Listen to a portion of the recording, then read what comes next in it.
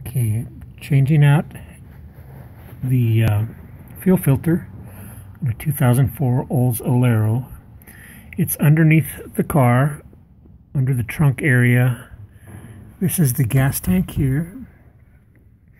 This is the fuel filter right here. However, you can't get to it. There's not much room to work to reach those fittings right there.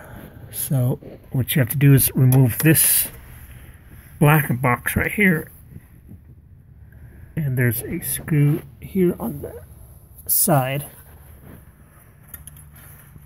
that you have to reach with a 10mm extension to remove that bolt there.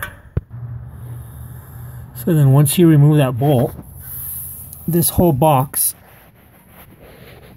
slides to the side. You can see where it